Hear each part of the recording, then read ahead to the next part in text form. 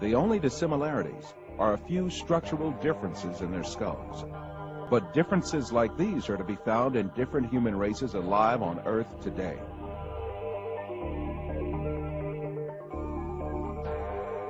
The famous evolutionist paleontologist Richard Leakey admits that the difference between the skulls classified as Homo erectus and those of modern men is only racial.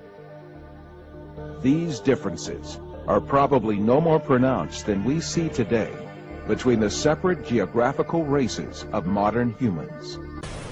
The most important missing link of all, of course, is the missing link between an ape-like ancestor and mankind. That's the missing link that most of us are interested in. Have we found that? Well, if you listen to Darwinists, you'd think that we found lots of them. In fact, the evidence really isn't there at all. All of the fossils that have been found so far have been classified, reclassified, either as human or as ape. If we analyze the so-called missing links, we find a trail of fraud, deception, and speculation. For example, Nebraska man was reconstructed, family and all, from an extinct pig's tooth. Piltdown man is now universally known to be a deliberate hoax, consisting of an ape's jaw and a human skull, doctored to look old. Piltdown, a quaint village in England, was hailed as the missing link between apes and humans. It was named Piltdown Man. Later, it would be called a forgery and set off a storm of scandal. The scientific world was in an uproar. The public was scandalized. Were monkeys being made out of the scientists? Neanderthals were just plain people, some of which suffered from arthritis, rickets, or syphilis. Ramapithecus, Gigantopithecus, and Zyganthropus were just apes, while Heidelberg man and Cro-Magnon were completely. So, despite evolutionists' misleading claims, the missing link is still missing.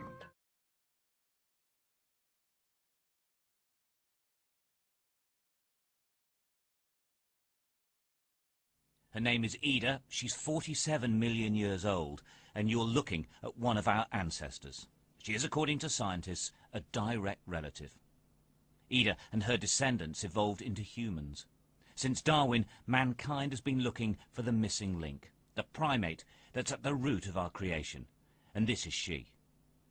Now people can say, okay, you say we're primates, like monkeys and apes, and that we came from very simple, generalized mammals. Show us the link. The link, they would have said, until now, is missing.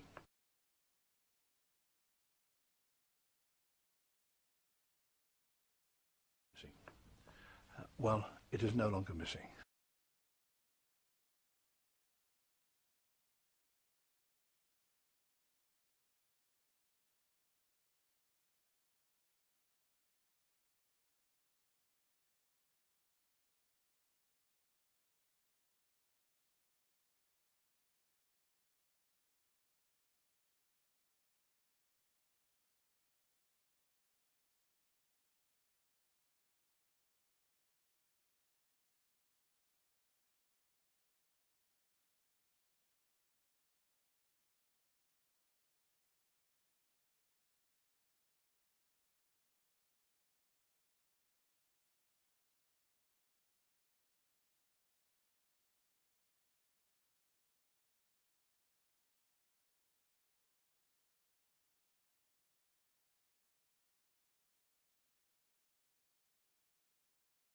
There is a lot of excitement tonight in the world of science over a find that scientists are saying walked the Earth more than 4 million years ago. Our chief science correspondent, Robert Bazell, has more on the female creature called Ardi, who may be our oldest known relative.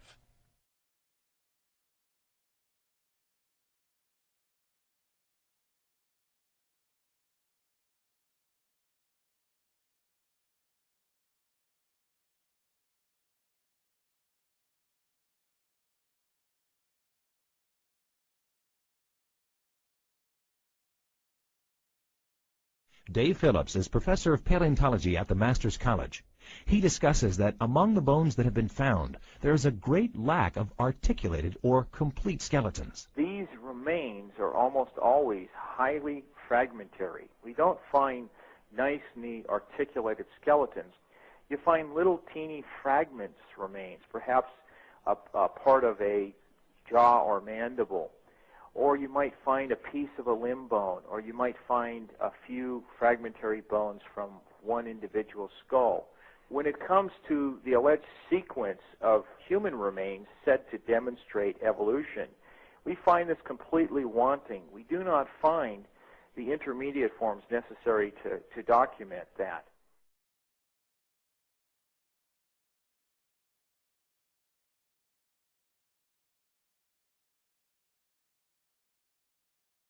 The only evidence at hand is generally nothing more than a few skull fragments or a tibia.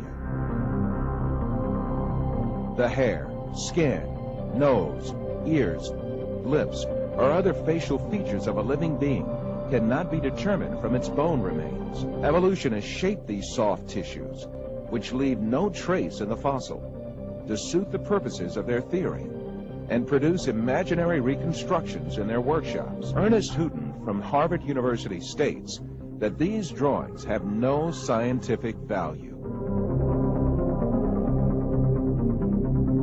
You can, with equal facility, model on a Neanderthaloid skull the features of a chimpanzee or the lineaments of a philosopher. These alleged restorations of ancient types of man have very little of any scientific value and are likely only to mislead the public.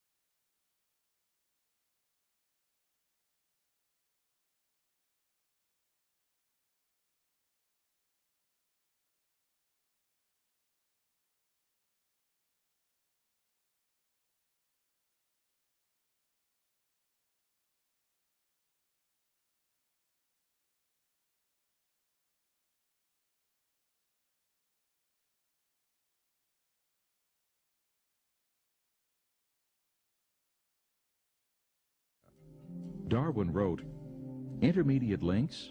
Geology assuredly does not finely graduated organic chain, and this perhaps is the most obvious and serious objection which can be urged against the theory."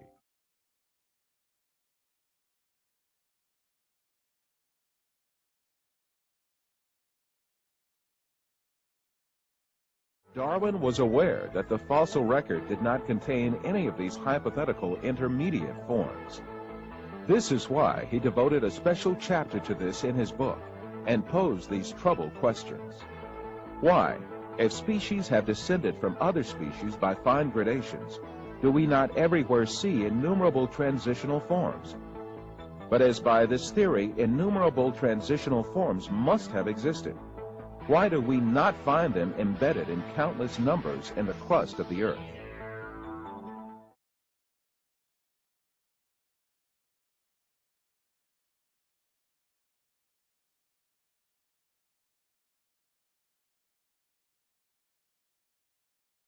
For instance, a 400-million-year-old shark and a modern shark have exactly the same structure.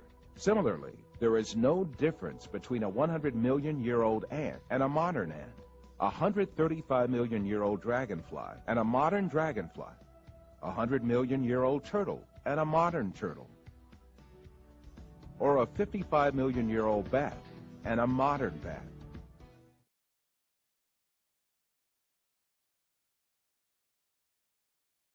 According to most biology textbooks, fossils show the gradual development of life from simple to complex over hundreds of millions of years. But a growing number of scientists say that this textbook story is incomplete and even misleading because it ignores an extraordinary event in the history of life known as the Cambrian explosion.